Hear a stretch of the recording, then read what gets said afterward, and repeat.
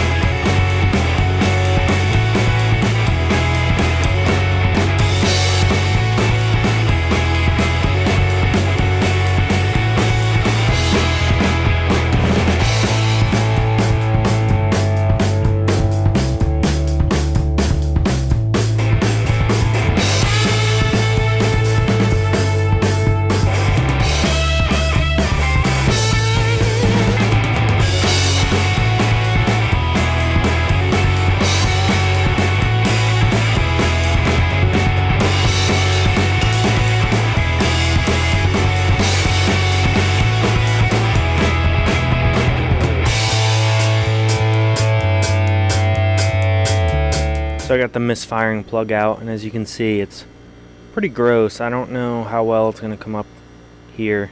Okay, so first up we have the spark plug in cylinder number 1. So that is going to be the front passenger side cylinder on a Subaru. This was the misfiring one. As you can see, it is pretty gross. There's a lot of deposits on there. There's a lot of deposits on the electrode. There's a lot of deposits on the ground, just all the way around. It's just gross. So that's pretty indicative of it being a misfire. On cylinder number 2 being the forward driver side now, there's not as many deposits. There's still some deposits on the electrode and on the ground, but around the ceramic and the outside of the spark plug, it's not anywhere near as bad as cylinder number 1, but still pretty grimy.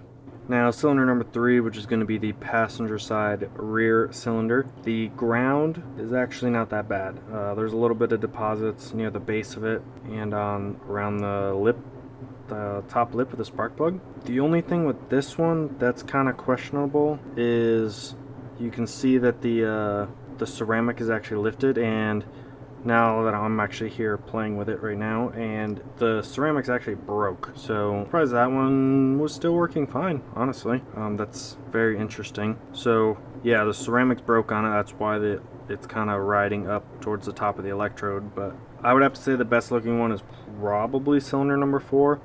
There's a little bit of deposits and stuff on the ground, but the electrode itself looks perfectly fine. Ceramic's not broke. Cylinder number 4, again, driver side rear spark plug, probably looks the best in this instance. When we're putting the plugs back in, we're going to use anti-seize.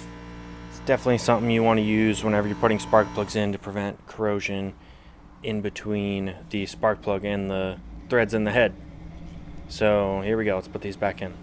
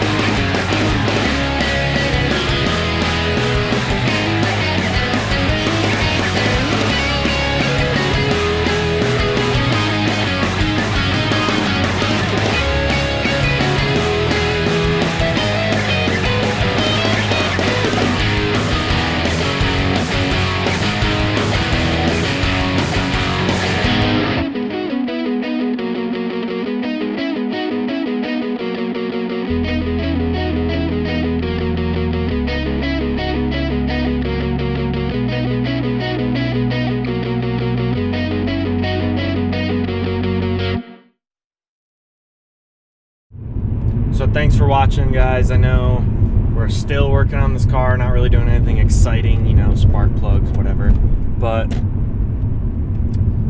I hope you guys enjoyed it.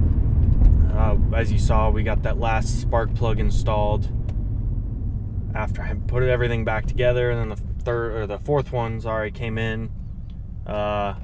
Basically, I put the easiest spark plug to get to. I put one of the best looking old one in it, just in case we needed to take the car anywhere. But we got all 4 brand new spark plugs in now. You know, we're just over 194,000, so it'll be good for a little while.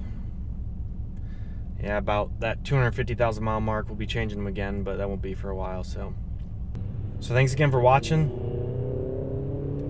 Hope you guys are enjoying the videos, and until next time, just keep building.